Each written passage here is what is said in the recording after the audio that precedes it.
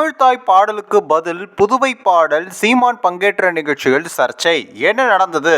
சென்னை புத்தக கண்காட்சியில் நாம் தமிழர் கட்சி ஒருங்கிணைப்பாளர் சீமான் பங்கேற்ற நிகழ்ச்சியில் தமிழ்த்தாய் வாழ்த்து பாடப்படாமல் புதுவை தமிழ்த்தாய் வாழ்த்து பாடப்பட்டது சர்ச்சையை ஏற்படுத்தியுள்ளது. இந்த நிலையில் இது தொடர்பாக பாபாசி விளக்கமும் அளித்துள்ளது.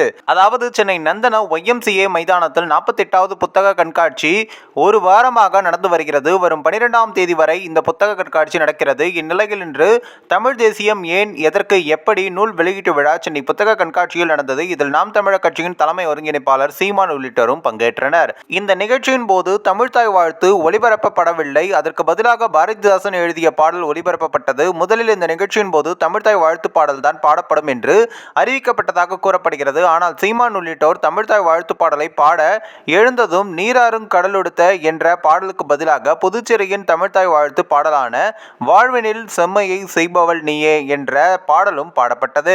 சீமான் நிகழ்ச்சியில் தமிழ்த்தாய் வாழ்த்து பாடலுக்கு பதிலாக புதுச்சேரி தமிழ்த்தாய் வாழ்த்து பாடப்பட்ட நிகழ்வு சர்ச்சையை ஏற்படுத்தியுள்ளது. இந்த நிலையில் தென்னிந்திய புத்தக விற்பனையாளர் மற்றும் பதிப்பாளர் சங்கம் பாபாசி இந்த நிகழ்வுக்கு விளக்கமும் அளித்துள்ளது. அதாவது கூறுகையில், சென்னை புத்தக கண்காட்சியில் சீமான் பங்கேற்ற நிகழ்ச்சியில் தமிழ்த்தாய் வாழ்த்து பாடப்படாமல் வேறு ஒரு பாடல் பாடப்பட்டதற்கும் எங்களுக்கும் எந்த சம்பந்தமும் இல்லை. தமிழ்நாடு அரசின் மீது பாபாசிக்கு மிகுந்த மரியாதை உண்டு. முதல்வர் மற்றும் துணை முதல்வரை சீமான் உரிமையில் பேசியதற்கும் பாபாசிக்கு எந்த சம்பந்தமும் இல்லை என்றும் விளக்கம் அளித்துள்ளது. இந்த ஒரு வீடியோ குறித்து உங்களுடைய கருத்துக்களை நீங்க மறக்காம கமெண்ட்ஸ்ல சொல்லுங்க. நம்ம ஏஷியாநெட் நியூஸ் தமிழையும் தொடர்ந்து ஃபாலோ பண்ணுங்க.